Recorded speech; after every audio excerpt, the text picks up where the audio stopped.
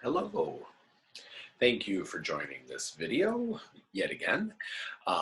In this video, I will be giving you a very clear, practical guide to meditation practice, both if you practice by yourself or if you're practicing with a group. Um, there are many, many different types of meditation out there.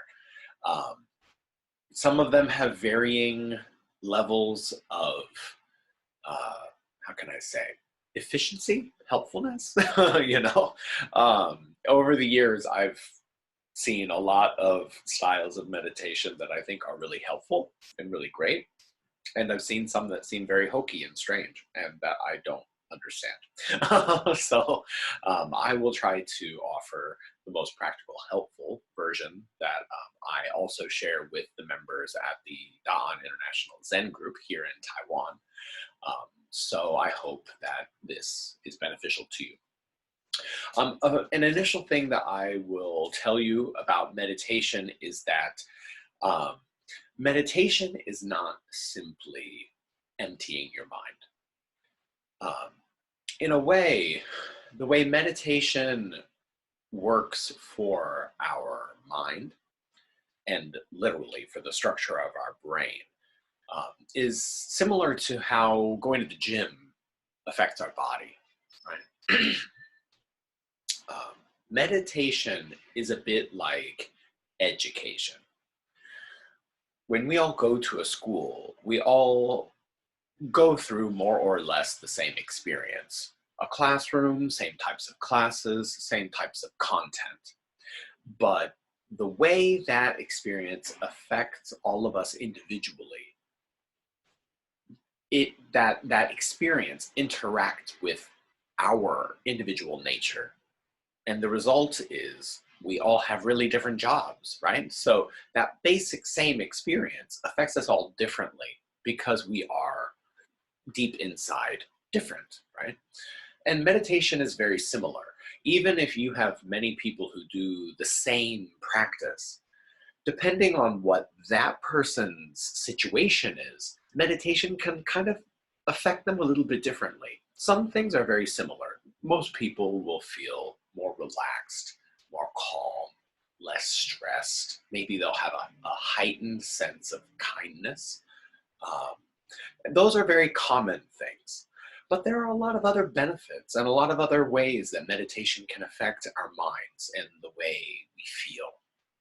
Um, a suggestion as you get started is um, just realize that the fruits of meditation do come in time, but it's not something that you can clearly predict when it will happen or what will happen.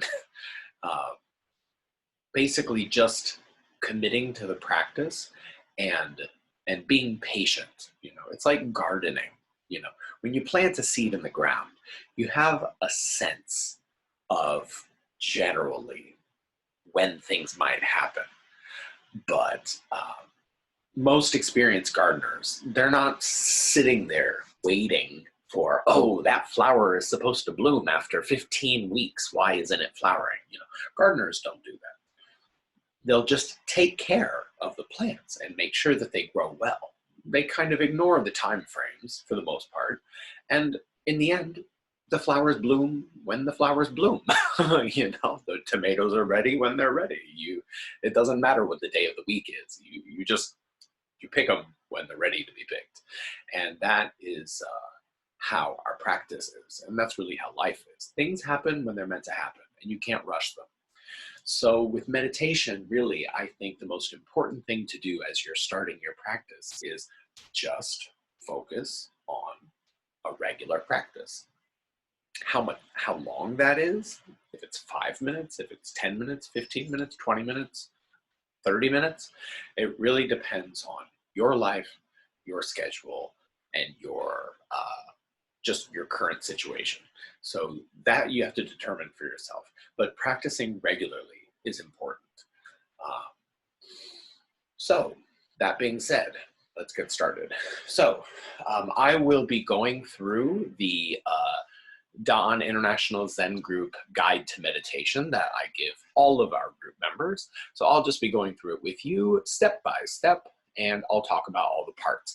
And that PDF document will also be available in a link right down there. So under the video, you can check that out as well. So let's get started. So the first most important aspect of your practice time is just making time. So if you are in a formalized Zen group, please be respectful to the members of the group and to the leader of the group by arriving about 5 to 10 minutes early. That will not only help the other members of the group all settle in together, but it'll also help you start your practice with a clear and relaxed mindset. You won't have that stress of rushing around, right?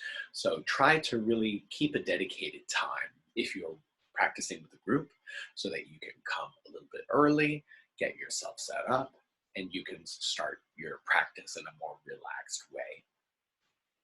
If you practice by yourself also, try to give yourself a few minutes to wash your face and kind of relax yourself, get yourself into that mental space where, okay, I'm now committing this time to practice. Okay, so give yourself that time. Taking a few minutes to also stretch, doing some warm-up exercises, some simple yoga exercises like seated forward bends or standing forward bends. Any of the warrior series poses like warrior 1, warrior 2, extended side angle, the poses that help to open up your hips and to stretch out your legs. Those are very good ones to help you prepare for meditation. Okay, so talking about the sitting posture for meditation is very important, but it's really not that difficult. Generally, when we sit, there are 2 different leg positions that are common. The one that I will suggest to you is to sit just with one leg on top of the other. We call this pose when you cross your legs with one leg on top of the other. We call that half lotus. So if you sit in this position, this is the standard meditation position. If this is uncomfortable for you, you're welcome to put one foot in front of the other, or find a seated position that's comfortable for you. If you need to, because of physical limitations, if you need to use a meditation bench, if you need to meditate in a kneeling position with your feet under you, if you need to sit on a chair, all of those things are perfectly okay. But the important thing about your posture when you're meditating is not to lay down. And the reason for that is laying down makes it too easy to, 1, fall asleep, and B, fall into the mindset of being attached to comfort. And that, I think, is a very important thing to confront in our practice, because our attachment and our dependency on comfort is a hindrance in many aspects of our lives. And it also sometimes makes it much harder for us to make good, clear decisions in circumstances when the best choice for us is not the comfortable choice, right? So it's best for us to maintain a posture that is comfortable, but not easy, right? Laying down is too comfortable. So if you're sitting in a chair, kneeling, or sitting cross-legged, those positions are all fine. Generally speaking, when you're sitting, you want your knees to be lower than your hips, right? So you'll use some kind of cushion to lift your hips above the level of your knees. And the reason for that is it helps to loosen the muscles of your lower back and your hips. So that will allow you to sit more comfortably without back pain, without hip pain, without knee pain. My suggested cushion of choice is uh, one like this.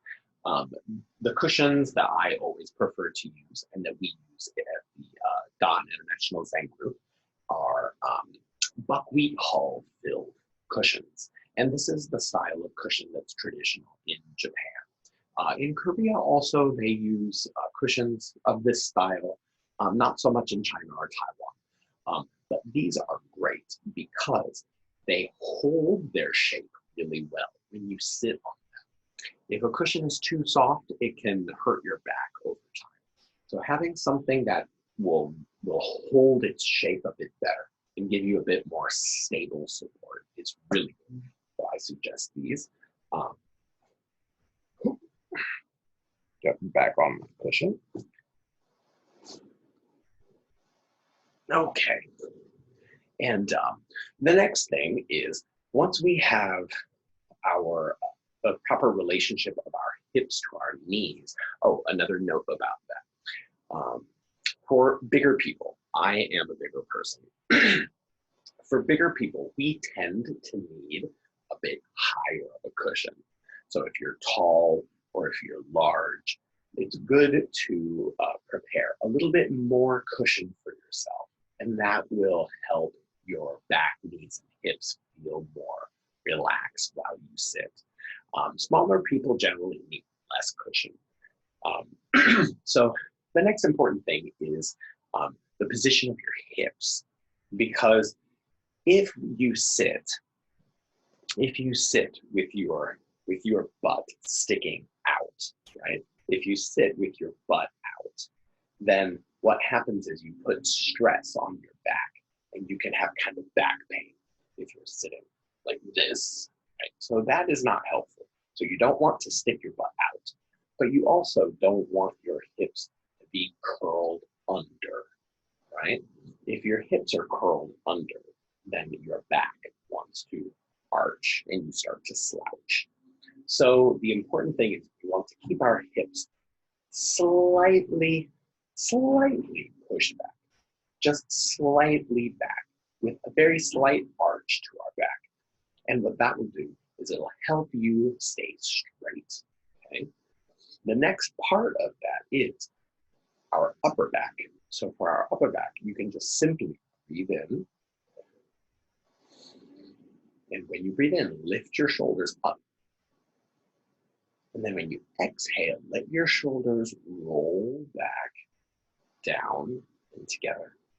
And you'll naturally have an open chest.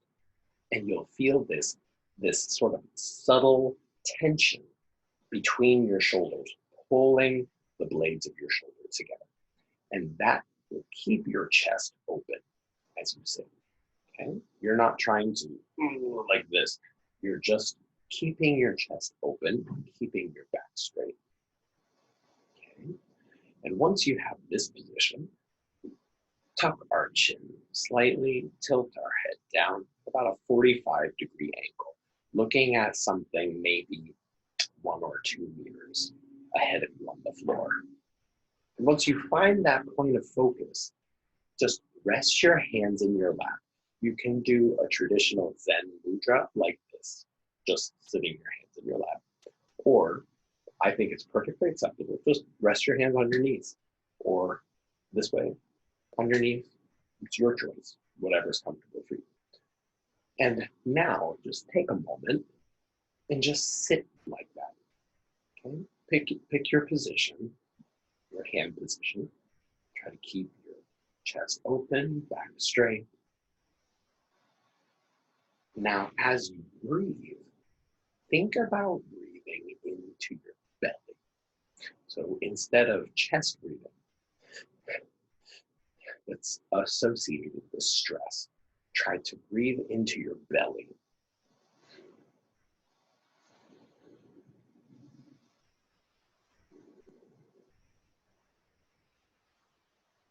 When you breathe, if you put your hands on your stomach, you should feel your hands moving out and in, out and in. And that's how you know you're doing it right, okay? So let's try it together. Okay? So breathe in and let your hands, let your body push your hands out.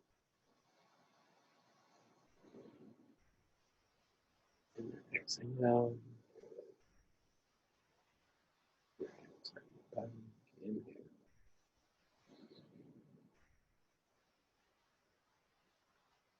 Exhale.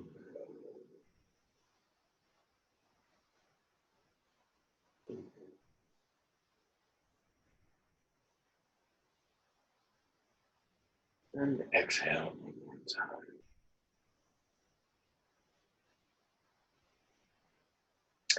That belly breathing, long and slow belly breathing, is how we breathe when we practice. So as you're breathing in and out, belly breathing, generally we try to breathe through our nose. But if your nose is stuffed up, breathing through your mouth is fine too. Just try to kind of be consistent if you can. So breathing in and then out a little longer and slower than you breath. Keeping your exhales a little longer and slower will help your mind and your body relax, and that energy will get out of this excited space in your head thinking, help you just settle down into the moment more. Okay?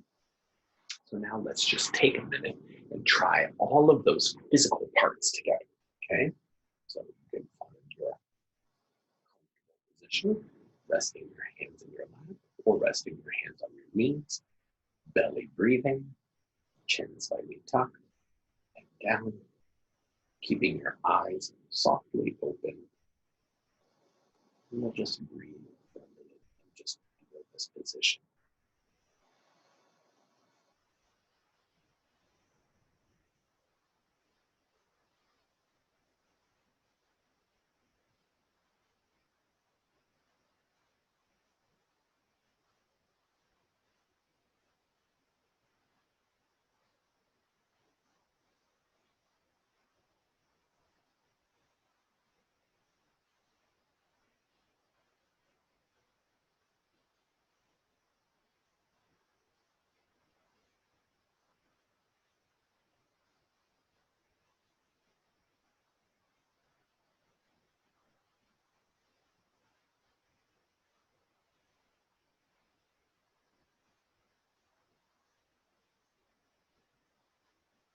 Okay. How did that feel? Hopefully, your knees and your hips and your back were not uncomfortable. And hopefully, you could breathe comfortably, slowly in and out from your belly. And now the last part that we're going to focus on is the mental part. How do we manage our mind? Okay? And this is where most of the styles of meditation differ a bit. The perspective that I have toward teaching Zen meditation is one that focuses on what I see as the most clear practical benefits of meditation when we start our early practice time, when we're starting to practice. And a lot of those benefits come down to self-control, self-discipline, and being able to differentiate between reality and what our mind is creating. Those two aspects are very beneficial and really important skills to develop. The ability to control ourselves and the ability to see when our mind is making stuff up and when something is really real. Those are two very important skills. And the way meditation helps us develop them is self-control part comes from just sitting, not moving around all the time and not, I'm tired, forcing ourselves to maintain the proper posture. That is one part that really helps us maintain and develop our self-discipline, working those mental muscles. The second part is, as we sit and maintain our focus on something, that focus can be on the sensation and the act of breathing itself, feeling the sensation of the breath entering and exiting, focusing on that breath.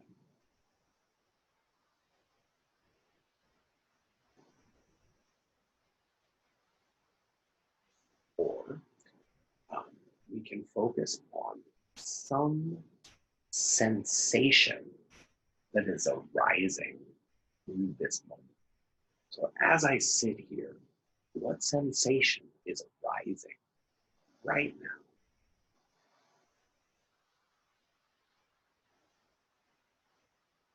I could focus on the feeling of warmth of my body against the cushion. I could focus my mind on the sound of the cars driving by outside.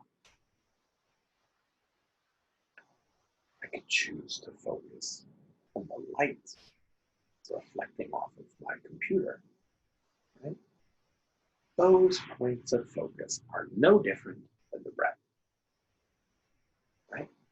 All just places for our mind to rest. And again, I'm not closing my eyes, because when you close your eyes, it's too easy for your mind to wander away, right? Keeping my eyes softly open, connected to this moment, and just allowing my mind to rest on something, right? The breath, the sound, something I see, something I feel. Those are all for me.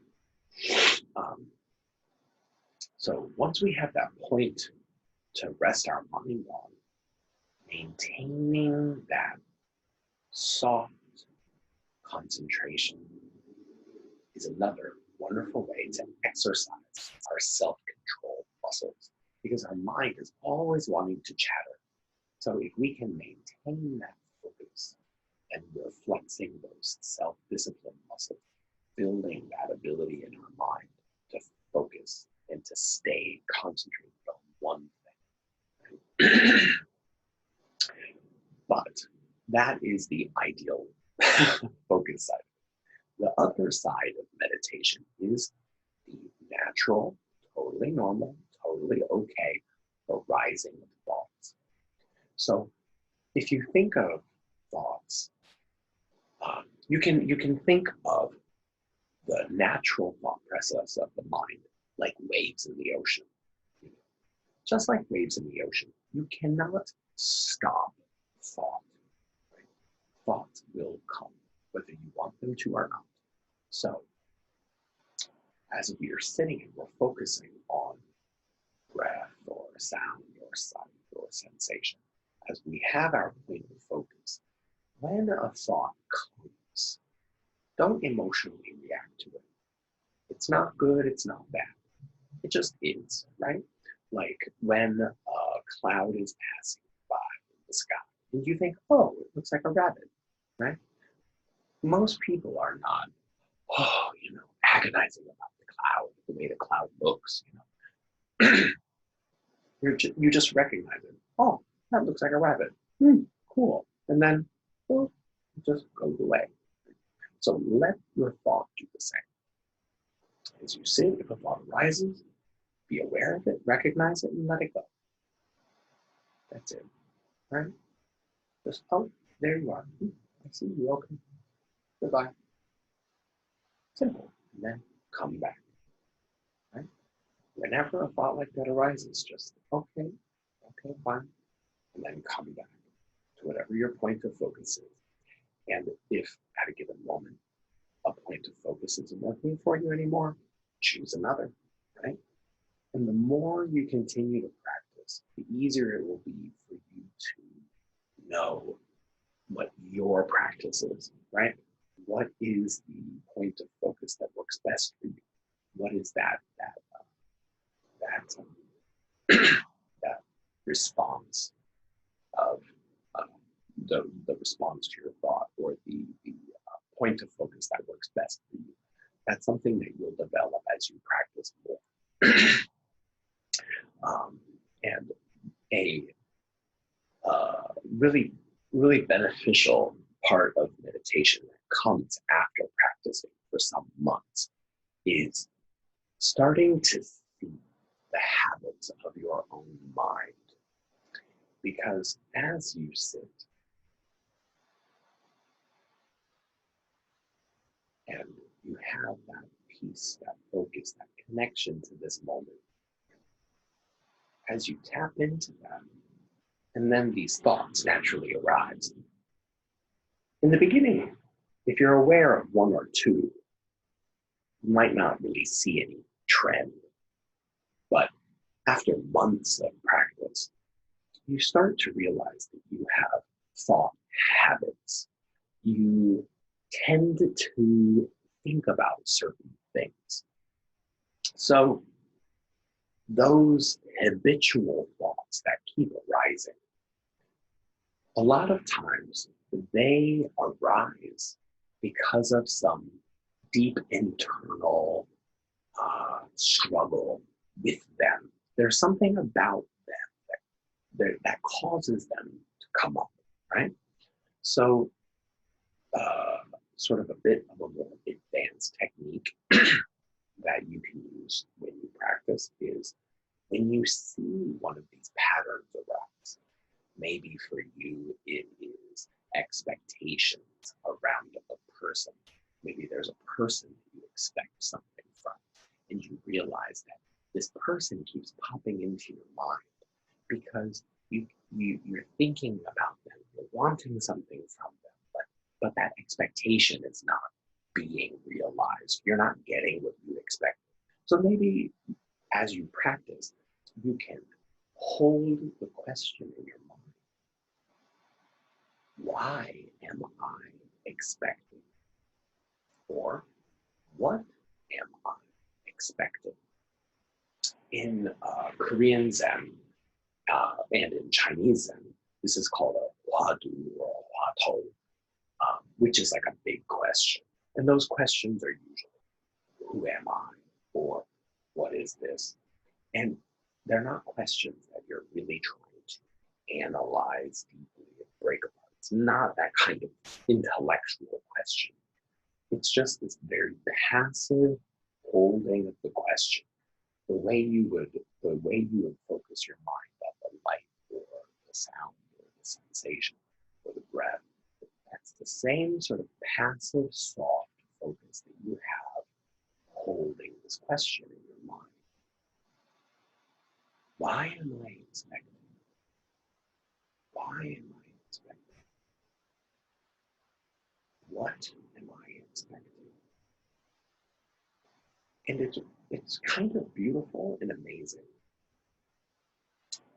As time goes by, when you see that habit in your mind and you acknowledge it, you recognize it by holding that question in your mind over time, even without a lot of intellectual effort trying to break it down, just seeing it clearly, just the awareness of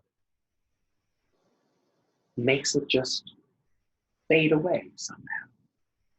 And I've experienced this many times, and the people I've taught meditation to have also experienced it. And we've talked about it many times. It either tends to make that type of thought just sort of fade away because you process it in a sort of passive, subconscious way, or the act of holding that question, just sort of keeping it floating around in your mind, because that issue is in your mind. These sort of subconscious realizations will pop up, and you'll just have these sort of, oh, that's why I'm expecting. I'm expecting because I'm too attached to this person, or I'm expecting because of this, and oh, what are expectations? You know, expectations are ideas that I create about something that I want to happen. They were never real in the first place, right? These kinds of things just pop up. And all of this process helps you let go of those thoughts. And once you let go of those thoughts, they don't hinder your practice anymore, right? You're able to sit much more peacefully and without so many thought distractions.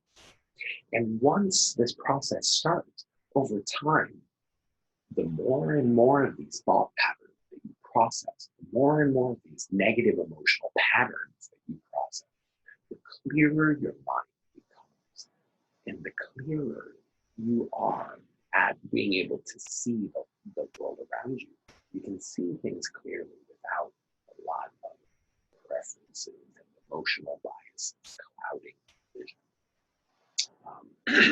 So that is really the most important sort of, I guess, maybe 3 basic steps of when you get started with practice. In the beginning, you're just focusing on the physical aspect of sitting and basic mental focus. Finding a point of focus, breathing well, and then when thoughts come, just let them go. See them and let them go. But as you develop a little bit more, then you can start to be aware of those thought habits. And then hold that question. Why did this thought come to visit? Why is it here? What is it? And then let that passive processing begin. And as that process begins, as you continue to practice, your mind will clear. And you will be able to hold that peace and that focus longer and longer and longer. And you'll be able to connect to the reality of this moment more deeply and in a much less confrontational way, a way that has less struggle. So that is the basics of seated meditation. And again, don't feel bad if you need to use a chair. There's nothing wrong with a chair or a meditation bench. Those are perfectly fine. Again, the most important aspect of meditation is allowing yourself the opportunity to exercise self-discipline, right? Have a posture that requires you to maintain some attention. That will help, whether it's in a chair or on a cushion or on a bench. Same. And also, remember to breathe, belly breathing. And lastly, remember that process of how to manage your mind. In early days, just let yourself focus on some point, breath, sound, sight, touch, all are fine. And when thoughts come, don't judge them, just let them come and go. Let them come, see it, let it go. Come back to your point of focus. And over time, as you start to see those thought processes, let yourself begin this process of passively holding questions about them. Why is this thought here? What is this thought? What are these expectations, these preferences, these prejudices, these views? What are these things that I'm holding? Why am I holding them? And let your mind passively process it. And then you will notice over time, you're able to sit in peace much more comfortably. And the peace that you have when you sit can extend into all the different aspects of your life. Right? And one thing that I will warn you of is be careful about expecting too much from the environment of your practice. When I was leading a meditation group in Korea, there were many instances where something would happen in the meditation hall. It could be a phone ringing, or one time some construction people came with drills, and they were drilling in the wall in the middle of our practice, right? And you could hear some of the members, but why? And it's so funny because why do we practice? We practice so that we can be at peace in our lives. But even in the middle of a meditation hall, Why were they not at peace? Because they were holding expectations about how their practice had to be, how it had to be, right? It had to be quiet and peaceful and Buddhaic with bells and all of these things. Let go of that shit. Let go of that shit. Not true, right? Meditation is not about a peaceful place. It's not about a peaceful, perfect environment. It's about how this reacts to this. Period. Okay? If there's a drill, if there's a car, if there's a cell phone ringing, that is a part of this moment. It is not good or bad. It just is, right? So try to remember that.